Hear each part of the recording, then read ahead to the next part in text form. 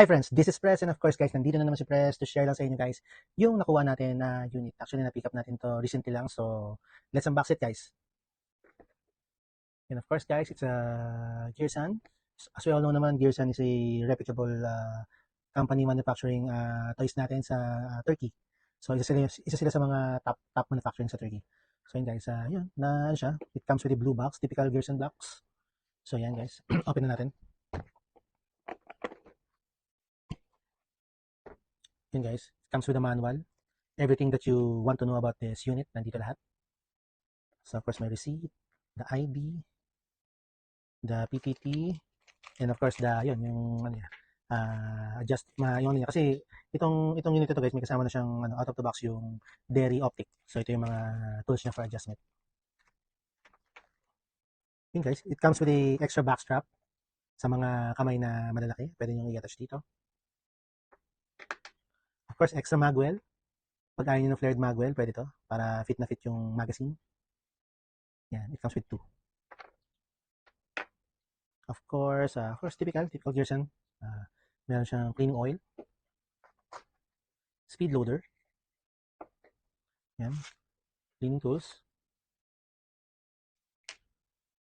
And of course, yung ano niya, trigger niya. Kasi may option kayo dito to, guys, to change the trigger. Kung gusto niyo na curved trigger or flat trigger, yeah, it's your choice. Meron tong, pwede nyo palitan to.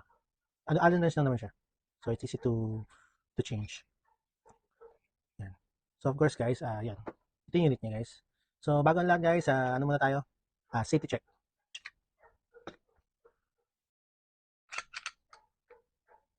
Clear. So, yun, guys, ito yung actual unit, guys. It comes with a 2 magazine. Yan. 17 rounder. So, plus 1.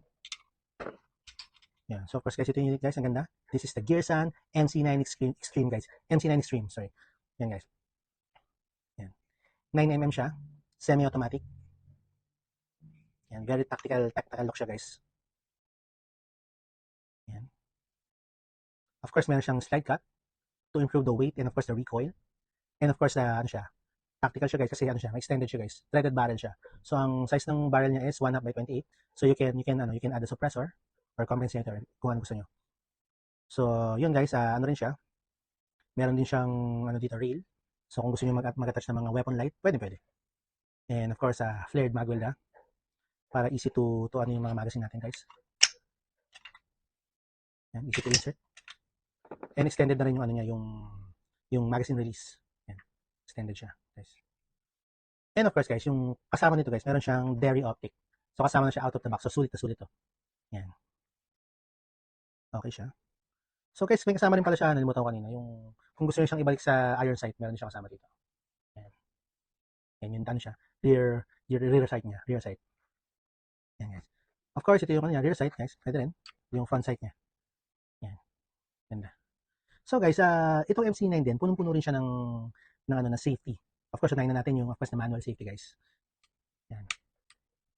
So, sok na sok siya sa mga first time owner na gusto na may manual safety guys. Yan, pag mo siya, hindi siya Of course, meron din siyang firing pin safety guys. So, kung na-drop mo siya, hindi siya puputok kasi hangga't hindi mo na-engage to. So, safe na safe yung safe na safe yung unit. So, of course, meron din siyang chamber indicator guys. Yan, itong maliit na to. So, pagka may loaded siya, makikita niyo yan, masisilip niyo yung bala sa kanya. So, yun, malalaman niyo kung loaded siya o hindi. Of course, meron siyang cocking indicator guys. So, pagka look at this. Pagka kinak niyo siya guys, yan o, may red siya. So, it means na ready to fire siya. So, pag pinan niyo yung trigger, yun, diba? So, sabihin to yan guys, ano siya. Hindi siya maano. So, punong-puno siya ng safety guys. Of course, tingnan niyo yung look niya. Napaka-tactical niya. Very aggressive. Ang ganda na natin. Yung color niya pala guys, yung napili natin is tungsten. Tungsten yung slide niya and black yung frame. Yan, ang ganda ng combination. Yan. Actually, kaya ko rin siya kinuha dahil ang ganda ng niya. Ang ganda ng dating niya for me. And of course, yung MC9, Gearsan pala guys. Naka-experience na ako yung regular MC9. Ang ganda niya, lahat ng hindi siya mapili sa bala. So, lahat kinakain niya. So, yan. Ang ganda guys, ang ganda ng consider. Ang ganda ng consider nito. Kung nagbabala kayo na, di ba, kumuha pa ng collection sa unit niyo guys. Yan. So yun lang guys, this is press checking, Gearsan MC9 Extreme. So test natin guys. Yun guys, test natin itong Gearsan MC9 Extreme.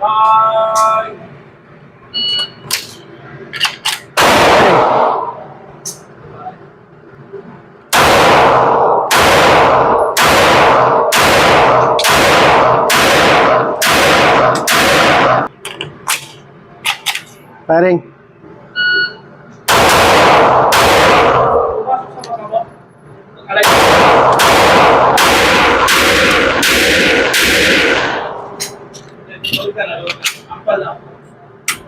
Yun guys, upon testing this Gearsan MC9 Extreme, okay naman siya. Very tacticalish look siya. So, nakaka-improve yung extended barrel niya for accuracy. Ang ganda rin ng ano niya, no? Buti na zero na natin. So, ang ganda niya, yung slide cuts niya, nakaka-help din sa pag-improve na gumagaan siya. So, magandang ano to, magandang para kayo naka-kanik. Ang ganda-ganda na performance niya. Of course, turkey rin naman siya. Si Gearsan, lahat kinakain. So, yun lang guys, testing pa natin siya. So, yun lang guys, this is press checking.